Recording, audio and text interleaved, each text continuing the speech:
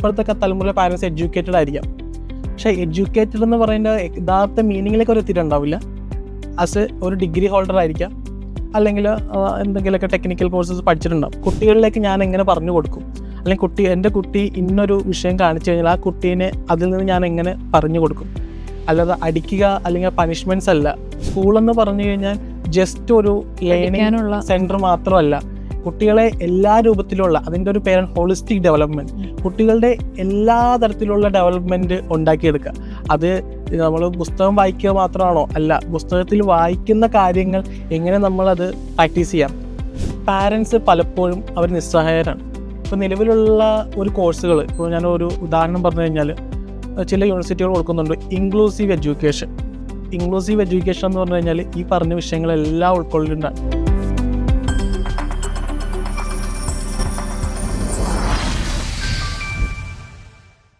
എഡ്യൂമേസിന്റെ പുതിയൊരു എപ്പിസോഡിലേക്ക് സ്വാഗതം. പുതിയൊരു അധ്യയന വർഷം കൂടി ആരംഭിക്കുകയാണ്. കുട്ടികളുടെ വിദ്യാഭ്യാസം എന്ന് പറയുന്നത് പുസ്തകങ്ങളിൽ നിന്ന് മാത്രം ലഭിക്കേണ്ട ഒന്നല്ല. അതിൽ പാരൻസിന്റെ പങ്കും അതുപോലെ തന്നെ ടീച്ചേഴ്സിന്റെ പങ്കും എത്രത്തോളം ഉണ്ടെന്നുള്ളതിനെ കുറിച്ചൊക്കെ സംസാരിക്കാൻ ഇന്ന് നമ്മുടെ കൂടെ ഉള്ളത് doctor Luqmanul Hakeem, academic director, Thoiba gardens institutions, west Bengal. Welcome sir. ഒരു മഹാരാജാസുകാരനാണ് ഇന്ന് വെസ്റ്റ് ബംഗാളിലെ അക്കാഡമിക് ഡയറക്ടറായിട്ട് ഇരിക്കുന്നത്.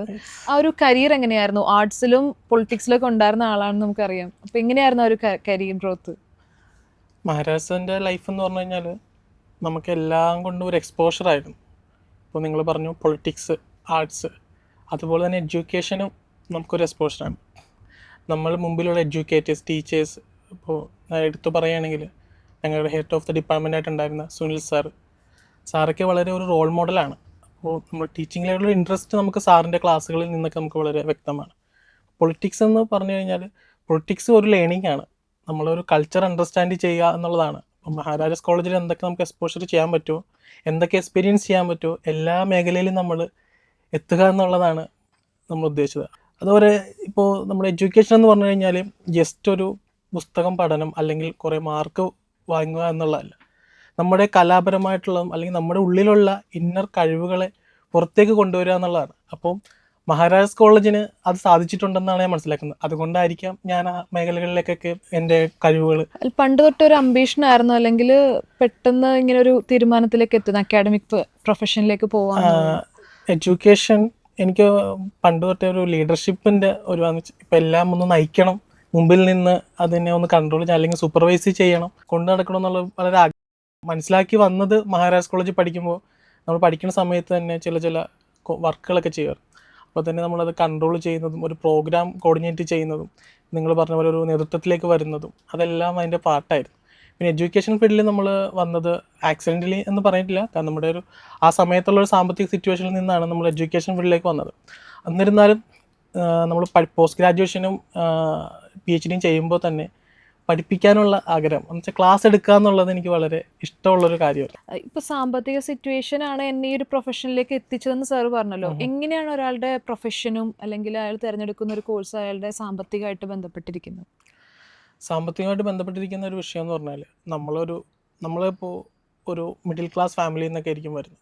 അപ്പോൾ അവർക്ക് കിട്ടാത്ത, നമ്മുടെ പാരൻസിന് കിട്ടാത്ത വിദ്യാഭ്യാസം നമ്മുടെ മക്കളെ കൊടുക്കുന്നതിൻ്റെ പ്രധാന ഉദ്ദേശം ഒരു സാമ്പത്തിക ഭദ്രത അവർ ഉണ്ടാക്കിയെടുക്കും, അല്ലെങ്കിൽ അവർ നല്ലൊരു പ്രൊഫഷനിലേക്ക് കയറും. അപ്പോൾ ആ സാമ്പത്തിക ഭദ്രത ഉണ്ടാക്കിയെടുക്കുന്ന പ്രതീക്ഷയോടെ അവർ ഗ്രാജുവേറ്റ് കഴിഞ്ഞു. അപ്പോൾ സ്വാഭാവികമായിട്ട് ഒരു ഗ്രാജുവേഷൻ കഴിഞ്ഞ ആൾക്കും ഉണ്ടാവും ഇനി അടുത്തത് നെക്സ്റ്റ് ലെവൽ എന്ത്. പോസ്റ്റ് ഗ്രാജുവേഷൻ കഴിഞ്ഞവർക്കും ഉണ്ടാവും, PhD കഴിഞ്ഞവർക്കും ഉണ്ടാവും. അപ്പോൾ പെട്ടെന്ന് നമ്മുടെ കരിയർ നമുക്ക് ചിലപ്പോൾ ചൂസ് ചെയ്യാൻ പറ്റില്ല. ബട്ട് അതിൻ്റെ ഒരു ഷോർട്ട് ടൈം പീരീഡ് ഉണ്ട്. ലോങ് ടൈം നമ്മൾ ഗോൾ സെറ്റ് ചെയ്തിട്ടുണ്ടാവും. അപ്പോൾ നമ്മൾ ഇപ്പോഴും നിലവിലുള്ള നമ്മുടെ ഒരു സാമ്പത്തിക ബുദ്ധിമുട്ടുകൾ നമ്മൾ ഓവർകം ചെയ്യാൻ വേണ്ടി നമ്മൾ സഡനായിട്ട് ചെയ്യുന്ന ചില തീരുമാനങ്ങൾ അത് ഒരിക്കലും നമ്മുടെ കരിയർ ഗ്രോത്തിനെ ബാധിക്കുകയും ചെയ്യരുത്. അപ്പോൾ എഡ്യൂക്കേഷൻ എന്ന് പറഞ്ഞൊരു സെക്ടർ എനിക്ക് ഇനിയും വളരാനും പല എക്സ്പോഷറുകൾ കിട്ടാനും സാധ്യതയുള്ളൊരു സെക്ടറാണ്. അതുകൊണ്ടാണ് ഞാൻ എഡ്യൂക്കേഷൻ സെക്ടർ ചൂസ് ചെയ്യുകയും ഓവറോൾ ആ സമയത്തുള്ള എൻ്റെ സാമ്പത്തിക ബുദ്ധിമുട്ടുകൾ അതുകൊണ്ട് നീക്കം ചെയ്യാനും പറ്റി. അതിനുപരി വളരെ പ്രധാനമായ ഒരു എഡ്യൂക്കേഷൻ സെക്ടർ എന്താണെന്ന് കൂടുതൽ അറിയാനും അതിൽ ഏത് ചെയ്തപ്പോൾ അത് വളരെ വലിയൊരു മേഖലയാണ്. കുട്ടികളെ കുറിച്ച് പഠിക്കുന്നതും ടീച്ചർമാരെ കുറിച്ച് പഠിക്കുന്നതും നമ്മൾ തന്നെ സ്വയം നോളജബിൾ ആകുന്നതിനെ കുറിച്ചൊക്കെ വളരെ വഴികാട്ടിയായി എന്ന് തന്നെ പറയും ഈ സെക്ടറിലേക്ക് വന്നപ്പോൾ. ഇപ്പൊ പുതിയ അധ്യയന വർഷം ആരംഭിക്കുകയാണ്. അതെ തുടങ്ങി ചില സ്ഥലങ്ങളിൽ ICSE ഒക്കെ ഇപ്പൊ നാളെ ഓപ്പണിംഗ് ഉണ്ട്. അപ്പോൾ ആദ്യത്തെ ഒരു 2 ആഴ്ച സർക്കാർ പറഞ്ഞിരിക്കുന്നത് ആദ്യത്തെ ഒരു 2 ആഴ്ച കുട്ടികൾക്ക് പാഠപുസ്തകം സംബന്ധിച്ചുള്ള പഠനമില്ല. അതല്ലാതെ ഈ സന്മാർഗ പാഠം പോലെ തന്നെ സെൽഫായിട്ടുള്ള കുറേ ക്ലാസ്സുകളായിരിക്കും. എന്ന് വെച്ചിട്ടുണ്ടെങ്കിൽ എങ്ങനെ നന്നായിട്ട് വാഹനം ഓടിക്കാം, എങ്ങനെ സോഷ്യൽ മീഡിയ ഉപയോഗിക്കാം, വ്യക്തി ശുചിത്വം, പരിസര ശുചിത്വം, അതുപോലെ ലഹരിക്കെതിരെ. അപ്പോൾ ഇത് എത്രമാത്രം എഫക്റ്റീവ് ആവും എന്നാണ് തോന്നുന്നത്? ഇപ്പോൾ നമ്മുടെ അധ്യയന വർഷം തുടങ്ങുമ്പോഴൊന്നല്ല, throughout the academic year ഇതേപോലുള്ള കാര്യങ്ങൾ ഇൻക്ലൂഡ് ചെയ്യണം സിലബസിൽ. അപ്പോൾ ഇതിൻ്റെ ഉദ്ദേശം ബ്രിഡ്ജിങ് ദ ഗ്യാപ്പ് എന്നാണ് അതിന് പറയുക. എന്ന് വെച്ചാൽ നമ്മുടെ ഒരു 3 മാസം അല്ലെങ്കിൽ ഒരു 2 മാസം സ്കൂൾ തുടങ്ങുന്നതിന് മുമ്പ് കുട്ടികൾക്കുള്ള ഒരു ഗ്യാപ്പ് ഇതാക്കി പെട്ടെന്ന് തന്നെ നമ്മൾ ചിലപ്പോൾ ഒരു ക്ലാസ് എടുത്ത് തുടങ്ങിക്കഴിഞ്ഞാൽ കുട്ടികളായിട്ടുള്ള ചിലപ്പോൾ ഇൻട്രാക്ഷൻ കിട്ടില്ല, അല്ലെങ്കിൽ കുട്ടികളുടെ ഇപ്പോഴത്തെ എബിലിറ്റീസ് എന്താണെന്ന് തിരിച്ചറിയാൻ സാധിക്കില്ല. മെൻ്റൽ എബിലിറ്റി വ്യത്യാസമായിരിക്കാം, ഡിഫറെൻറ്റ് ടൈപ്പ് ഓഫ് കുട്ടികളായിരിക്കാം. എന്ന് വെച്ചാൽ നമ്മുടെ ക്ലാസ് റൂമിലെന്ന് പറഞ്ഞു കഴിഞ്ഞാൽ ഇൻക്ലൂസീവ്നെസ് ആണ്. ഒരു ക്ലാസ്സിൽ കയറി കഴിഞ്ഞാൽ തന്നെ നമുക്ക് പലതരത്തിലുള്ള കുട്ടികളെ കാണാൻ സാധിക്കും. എന്ന് വെച്ചാൽ അവരുടെ ലേണിംഗ് ഡിസബിലിറ്റീസ് ഉണ്ടാവും, അല്ലെങ്കിൽ ലേണിംഗ് ഡിഫറൻസസ് ഉണ്ടാവും, പല ബാക്ക്ഗ്രൗണ്ടിൽ നിന്നുണ്ടാവും, പല ലാംഗ്വേജ് സംസാരിക്കുന്നവരുണ്ടാവും, പല കൾച്ചറിൽ നിന്ന് വന്നവരുണ്ടായിരിക്കും, ചിലപ്പോൾ ഹോം സിക്നെസ് ഉള്ള കുട്ടികളുണ്ടാവും. അപ്പോൾ ആ കുട്ടികളിലേക്ക് നമ്മൾ ആ 3 മാസം കൊണ്ട് നമ്മൾ ഒരു മെൻ്റൽ ഹെൽത്ത് എത്തിക്കുന്ന പറയും. ഇപ്പോൾ വെഹിക്കിൾ എങ്ങനെ നമ്മൾ നല്ല രൂപത്തിൽ ഓടിക്കാൻ നിയമപരമായി, ഇതേപോലുള്ള ഇത് നമ്മുടെ സിലബസ് കരിക്കുലത്തിലുള്ളതാണ്. പക്ഷെ പലർക്കും അത് എങ്ങനെ അതൊരു ഇംപ്ലിമെൻറ്റ് ചെയ്യണമെന്ന് അറിയില്ല. അപ്പോൾ ഈ ബ്രിഡ്ജ് കോഴ്സ് നടത്തുന്നത് എന്തിനാണെന്നറിയോ? അപ്പോൾ ഇത് ചിലപ്പോൾ ടീച്ചേഴ്സ് തന്നെ ആയിരിക്കില്ല, ട്രെയിൻഡ് ആയിട്ടുള്ള ആൾക്കാർ, ഇതിന് വേണ്ടി ട്രെയിനിങ് കിട്ടിയ ആൾക്കാരുണ്ടാവും, സൈക്കോളജിസ്റ്റ്, കൗൺസിലേഴ്സ്, അതേപോലെ ഈ റോഡ് സേഫ്റ്റീൻ്റെയൊക്കെ അതിനുള്ള സ്പെഷ്യലിസ്റ്റുകൾ, അതുപോലെ സ്പെഷ്യൽ എഡ്യൂക്കേറ്റേഴ്സ് വരെ ഉണ്ടാവും. കാരണം ഇപ്പോഴത്തെ സിസ്റ്റം അങ്ങനെയാണ്. നമ്മുടെ സമൂഹത്തിൽ കണ്ടുവരുന്ന ചില കാര്യങ്ങൾ അതിൽ കുട്ടികൾ എങ്ങനെ അകപ്പെടരുത്, അല്ലെങ്കിൽ കുട്ടികൾക്ക് അതിനുള്ള ഇതൊരു മാർഗ്ഗനിർദ്ദേശം എങ്ങനെ കൊടുക്കാം, അല്ലെങ്കിൽ ഇത് ഇപ്പം നിലവിലുള്ള കുട്ടികൾക്ക് പെട്ടെന്ന് സ്ട്രെസ്സാകുന്നു. സ്ട്രെസ്സൊന്നും നമുക്ക് ഒരിക്കലും ഉപയോഗിക്കാൻ പാടില്ല കുട്ടികൾക്ക്. പക്ഷെ കുട്ടികളുടെ മെൻ്റൽ സ്റ്റാറ്റസ് പെട്ടെന്ന് മാറുന്നു. അത് എന്തുകൊണ്ടാണെന്ന് അറിയൂ. കാരണം നമുക്കിപ്പോൾ ചിലപ്പോൾ നമ്മുടെ പാരൻസ്, ഇപ്പോഴത്തെ തലമുറയിലെ പാരൻസ് എഡ്യൂക്കേറ്റഡ് ആയിരിക്കാം, പക്ഷേ എഡ്യൂക്കേറ്റഡ് എന്ന് പറയുന്ന യഥാർത്ഥ മീനിങ്ങിലേക്ക് അവർ എത്തിയിട്ടുണ്ടാവില്ല. ആസ് ഒരു ഡിഗ്രി ഹോൾഡർ ആയിരിക്കാം, അല്ലെങ്കിൽ എന്തെങ്കിലുമൊക്കെ ടെക്നിക്കൽ കോഴ്സസ് പഠിച്ചിട്ടുണ്ടാവും. പക്ഷേ എഡ്യൂക്കേഷൻ അവർക്ക് എങ്ങനെ അത് ഇംപ്ലിമെൻറ്റ് പ്രാക്ടിക്കലായിട്ട് ചെയ്തിട്ടുണ്ടോ എന്നുള്ളതാണ്. എന്നുവെച്ചാൽ കുട്ടികളിലേക്ക് ഞാൻ എങ്ങനെ പറഞ്ഞു കൊടുക്കും, അല്ലെങ്കിൽ എൻ്റെ കുട്ടി ഇന്നൊരു വിഷയം കാണിച്ചു കഴിഞ്ഞാൽ ആ കുട്ടീനെ അതിൽ നിന്ന് ഞാൻ എങ്ങനെ പറഞ്ഞു കൊടുക്കും.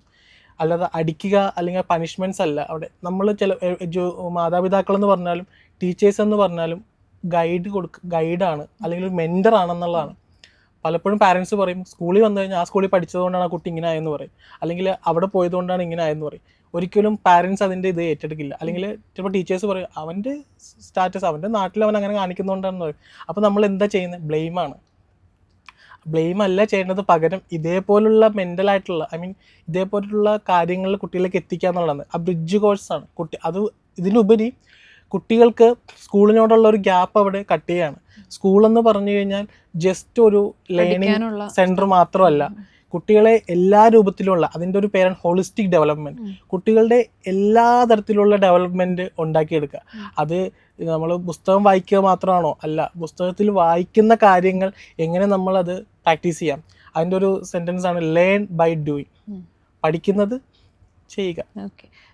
ഇപ്പോൾ ഈ കുറേ നാളായിട്ട് നമ്മൾ കേൾക്കുന്ന ഒരു കാര്യമാണ് സ്കൂൾ കുട്ടികൾ സൂയിസൈഡ് ചെയ്തു, പല പല കാരണങ്ങൾ കൊണ്ട് സൂയിസൈഡ് ചെയ്തു എന്നുള്ള കാരണങ്ങളൊക്കെ. ഇപ്പോൾ പറഞ്ഞിരുന്നു ത്രൂ ഔട്ട് ഇങ്ങനെ ഒരു സിസ്റ്റം ഉണ്ടെങ്കിൽ നല്ലതായിരുന്നു എന്ന് പറഞ്ഞു. അതെങ്ങനെയാണ് നമുക്ക് ഇംപ്ലിമെൻറ്റ് ചെയ്യാൻ സാധിക്കുക? കാരണം ഞാനൊരു കോൺവെൻറ്റ് സ്കൂളിൽ പഠിച്ചത്, ഞങ്ങൾക്ക് ഇയർലി വൺസ് ഒരു കൗൺസിലർ വരും, എല്ലാ കുട്ടികളെയും പേഴ്സണലി കാണുമായിരുന്നു നമ്മൾ ക്ലാസ് വൈസ്. പക്ഷെ അത് ഒരുപാട് നല്ലതായിരുന്നു. കാരണം ആ ടൈമിൽ നമ്മൾ കേൾക്കുമായിരുന്നു പല കുട്ടികളുടെയും പല ട്രോമകളും പുറത്ത് വന്നിട്ടുണ്ട്. പക്ഷേ ഇന്ന് ഒന്നുകൂടി ഇമ്പോർട്ടൻ്റ് ആണെന്ന് എനിക്ക് തോന്നുന്നത്. ഇപ്പോൾ പെർട്ടിക്കുലർ ഇൻ്റർവെൽസിൽ അങ്ങനെ ഒരു കൗൺസിലർമാർ കുട്ടികളെ കാണുന്ന സിസ്റ്റം വേണം നിർബന്ധമായിട്ട്, അങ്ങനെ ഒരു തോന്നുന്നുണ്ട്. തീർച്ചയായും. ഞാൻ പറഞ്ഞു കഴിഞ്ഞാൽ ഇപ്പോൾ നിലവിൽ നമ്മുടെ ഇന്ത്യൻ സ്റ്റാൻഡേർഡിൽ ഉപയോഗിക്കുന്ന കുറച്ച് കരിക്കുലംസ് ആണ് CBSE കരിക്കുലം അല്ലെങ്കിൽ ICSE കരിക്കുലം. അപ്പോൾ ഇവരുടെ ഒക്കെ ഒരു സ്കൂളിന് അഫിലിയേഷൻ കിട്ടുന്നെങ്കിൽ നിർബന്ധമായും ഒരു സൈക്കോളജിസ്റ്റ് അല്ലെങ്കിൽ ഒരു കൗൺസിലർ നിർബന്ധമാണ്.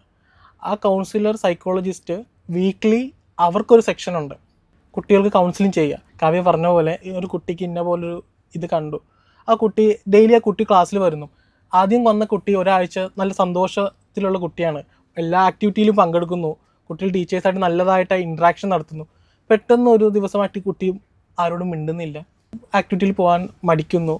അപ്പോൾ ആ കുട്ടീനെ ഇപ്പോൾ ചിലപ്പോൾ ടീച്ചേഴ്സിന് അത് മനസ്സിലാക്കാൻ ചിലപ്പോൾ പറ്റിയെന്ന് വരില്ല, പക്ഷേ ടീച്ചറിന് അണ്ടർസ്റ്റാൻഡ് ചെയ്യാൻ പറ്റും. എങ്ങനെ? ഒരു ടീച്ചർ എന്ന് പറഞ്ഞു കഴിഞ്ഞാൽ ഒരു മദർ, സെക്കൻഡ് മദർ എന്ന് തന്നെ അതെ, പറയാം.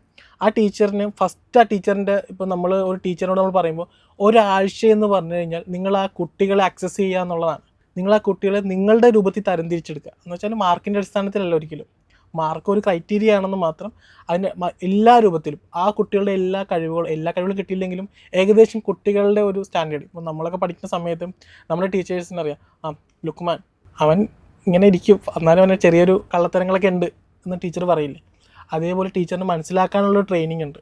അതാണ് ഒരാഴ്ചത്തെ, അല്ലെങ്കിൽ ഇപ്പോൾ പറഞ്ഞ ബ്രിഡ്ജ് കോഴ്സ് ഇല്ലേ, അതൊക്കെ അതിൽ ഉൾക്കൊള്ളുന്ന ഒരു കോഴ്സുകളാണ്. കൗൺസിലിംഗ് എന്ന് അല്ലെങ്കിൽ ഒരു കൗൺസിലറിൻ്റെ അത്യാവശ്യം സ്കൂളുകളിൽ നിർബന്ധം ആണ്. അല്ലെങ്കിൽ അതേപോലുള്ള കോഴ്സുകൾ എന്ത് ചെയ്യണം, ടീച്ചേഴ്സ് ഒരു 6 month കോഴ്സ് പോലെ അല്ലെങ്കിൽ അതിനുള്ള ട്രെയിനിങ്ങുകൾ സ്കൂളുകൾ കൊടുക്കുക എന്നുള്ളതാണ്. എല്ലാത്തിൻ്റെയും പ്രധാനമായ ഉദ്ദേശം നമ്മൾ മനസ്സിലാക്കിയെടുക്കുക. അത് ഒരിക്കലും ടീച്ചേഴ്സ് മാത്രമാകരുത്, പാരൻറ്റും മനസ്സിലാക്കിയെടുക്കും. അപ്പോൾ ഇങ്ങനൊരു സിറ്റുവേഷൻ ഇപ്പോൾ നിലവിൽ കോവിഡിന് ശേഷം അല്ലെങ്കിൽ ഏറ്റവും കൂടുതൽ കണ്ടുവരുന്ന ഒരു സിറ്റുവേഷൻ ഇപ്പോൾ കാവ്യ പറഞ്ഞൊരു വിഷയം. അപ്പോൾ അതിൽ പാരൻസ് പലപ്പോഴും അവർ നിസ്സഹായരാണ്. ഇപ്പോൾ നിലവിലുള്ള ഒരു കോഴ്സുകൾ, ഇപ്പോൾ ഞാനൊരു ഉദാഹരണം പറഞ്ഞു കഴിഞ്ഞാൽ ചില യൂണിവേഴ്സിറ്റികൾ കൊടുക്കുന്നുണ്ട് ഇൻക്ലൂസീവ് എഡ്യൂക്കേഷൻ. ഇൻക്ലൂസീവ് എഡ്യൂക്കേഷൻ എന്ന് പറഞ്ഞു കഴിഞ്ഞാൽ ഈ പറഞ്ഞ വിഷയങ്ങളെല്ലാം ഉൾക്കൊള്ളിണ്ടാണ്.